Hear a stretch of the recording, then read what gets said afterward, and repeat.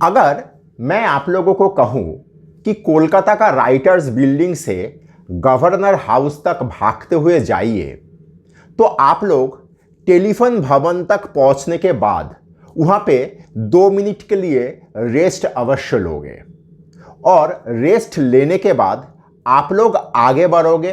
कहाँ के लिए? गवर्नर हाउस के लिए। ऐसा नहीं होगा कि रेस्ट करते हुए आपका मन का परिवर्तन हो जाए और आप लाल बाजार के तरफ चले जाओ।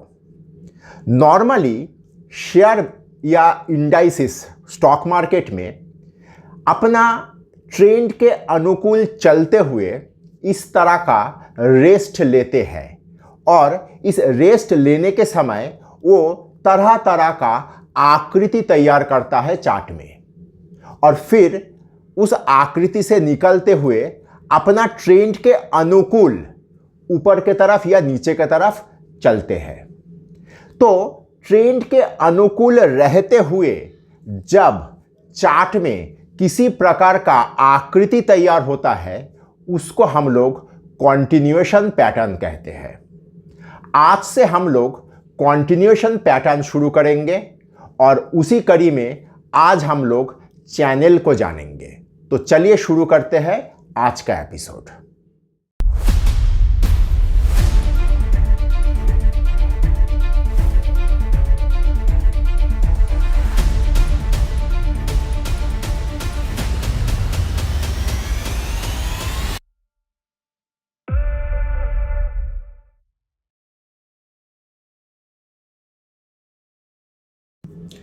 कॉन्टिन्यूएशन पैटर्न में चैनल एक ऐसा प्रकार का पैटर्न है जो किसी भी ट्रेंड के अंदर आ सकता है।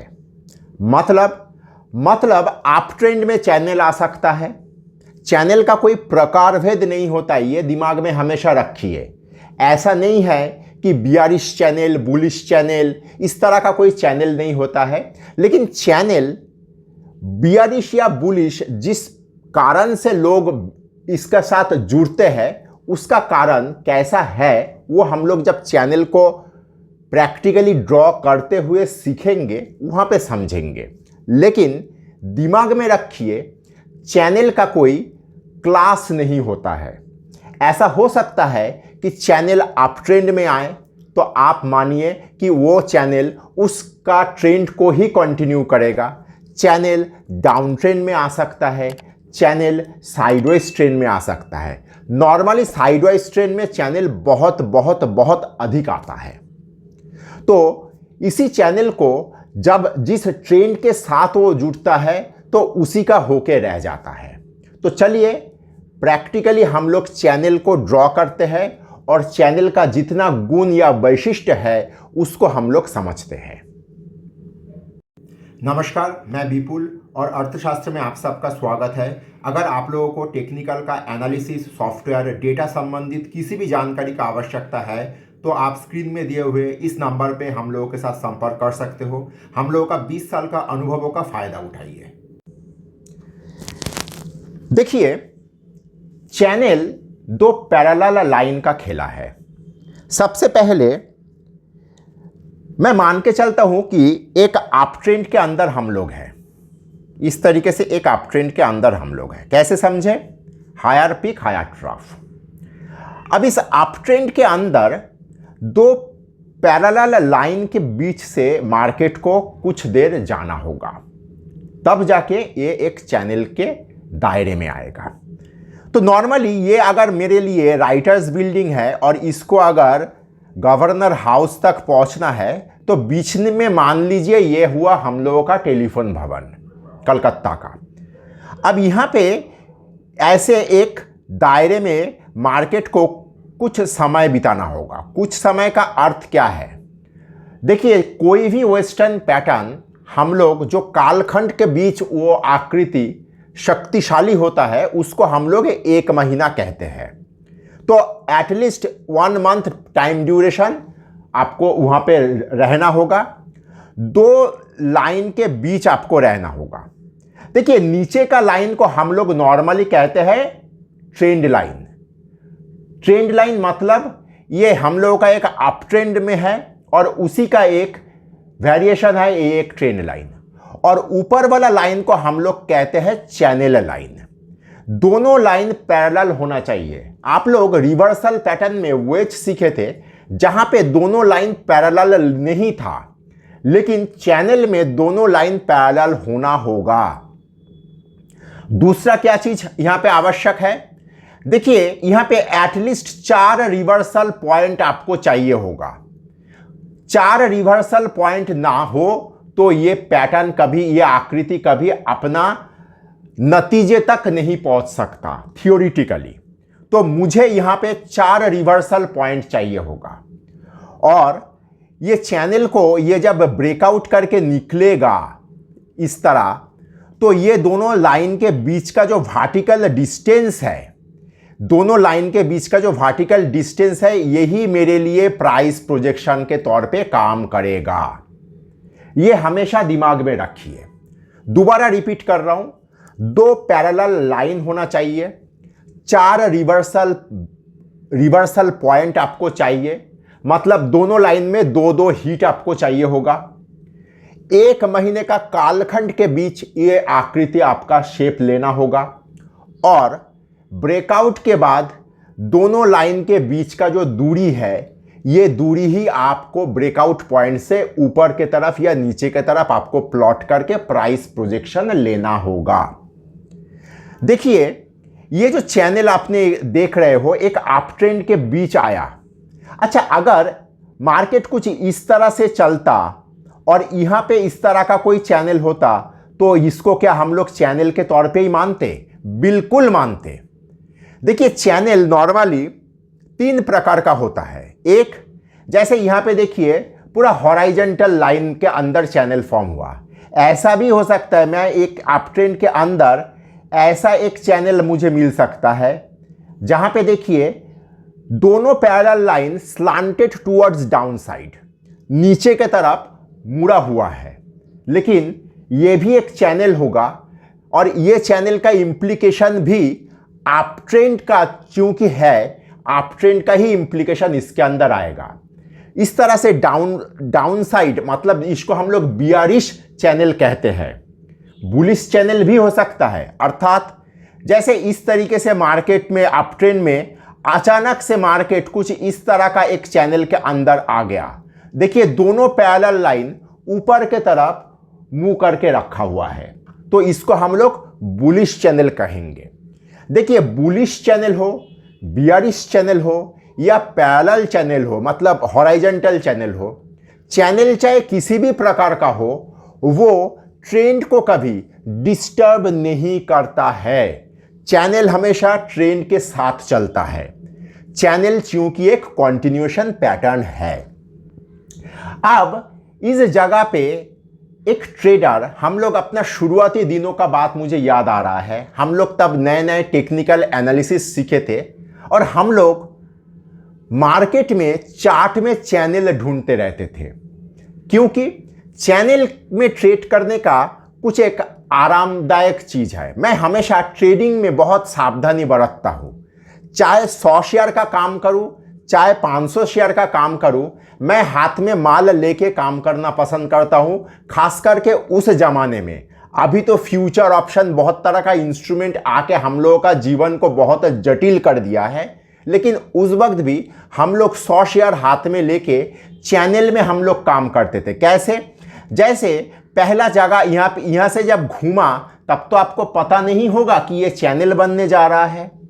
यहां पे नीचे जब धक्का लगा, फिर यहां से जब घूम के एक ही क्षितिज में ये दोनों लाइन तैयार हुआ, तब जाके आपका दिमाग में आएगा कि शायद ये एक चैनल का आकृति में जा रहा है। जैसे ही आपको यहां पे इसका पुष्टिकरण मिल गया है कि ये एक चैनल फॉर्म हो रहा है, तो आपका हाथ में अगर कोई माल हो, शेयर हो, तो यहां पे तुरंत इसको बेच देना होगा।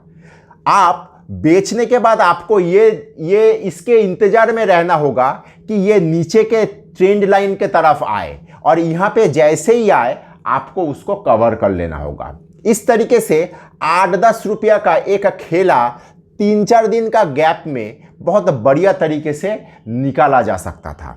तो चैनल में ट्रेड करना एक अच्छा प्रैक्टिस है, पैटर्न भी मतलब प्रैक्टिस हो गया और उसको यूज करते हुए एक ट्रेडिंग भी कर लिया गया। लेकिन नॉर्मली चैनल क्यों होता है? हम लोग दोबारा डाउ थ्योरी में बैक करते हैं। डाउ थ्योरी का तीसरा थ्योरी में कहा गया मेजर ट्रेंड का 3 फेज है, एक्यूमुलेशन, कंसोलिडेशन और डिस्ट्रीब्यूशन।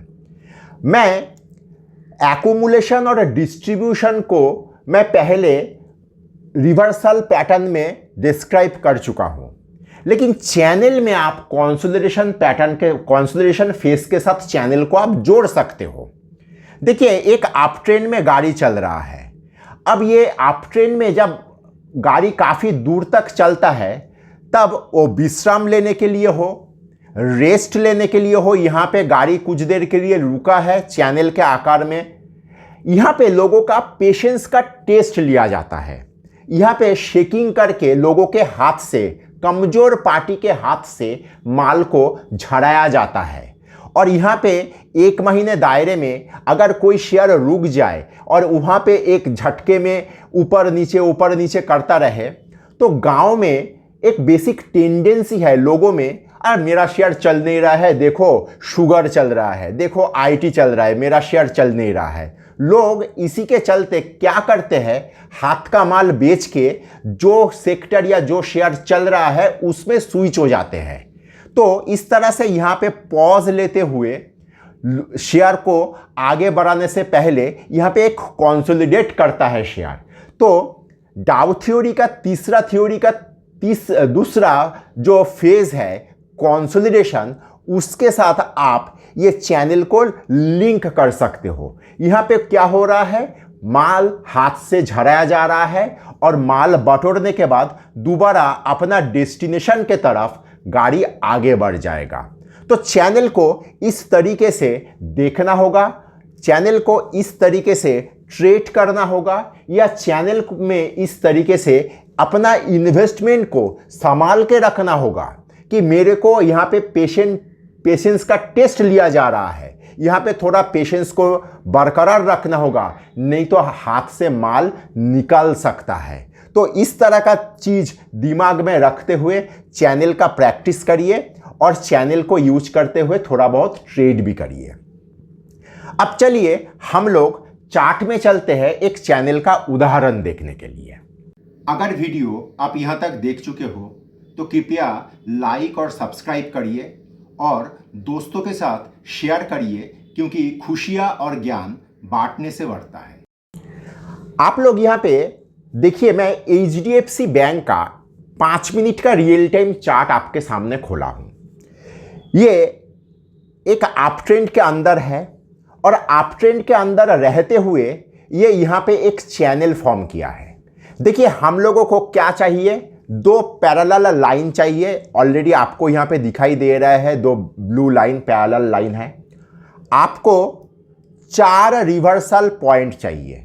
ऑलरेडी आप यहाँ पे 1, 2, 3 और 4, अब 4 रिवर्सल पॉइंट आपका पैटर्न का आकृति आपको दे दिया है। अब हम लोगों को सिर्फ इंतजार ही करना है कि ये चैनल को ब्रेकआउट करके ऊपर की तरफ निकले। तो चूंकि ये एक अप ट्रेंड में है और हम लोग ये उम्मीद कर सकते हैं कि HDFC बैंक में ये आगे एक ऊपर के तरफ ब्रेकआउट करेगा, और चूंकि ये एक मोटा मोटी 1640 से लेके 1620 रुपया तक का एक 20 रुपया का रेंज में चल रहा है, तो ये उम्मीद करना ज़्यादा नहीं होगा कि ये ऊपर में एक 20 से 25 रुपया का रन दे सकता है 1640 के ऊपर। अर्थात ये उम्मीद करना गलत नहीं होगा कि ये 1665 तक जा सकता है 1640 को ब्रेकआउट करने के बाद। तो इस तरीके से चैनल को ढूंढिए, चैनल को ढूंढ के देखिए और उस हिसाब से आवश्यकता पड़े तो ट्रेड करिए, और आवश्यकता पड़े तो इसको कंसोलिडेशन पकड़ते हुए वहाँ पे माल बटोरिए, या होल्डिंग है तो संभाल के रखिए। आशा करता हूँ आज आप लोगों को चैनल का जितना सारा बारीकियाँ है वो आप लोगों को ठीक तरीके से समझा पाया। धन्यवाद।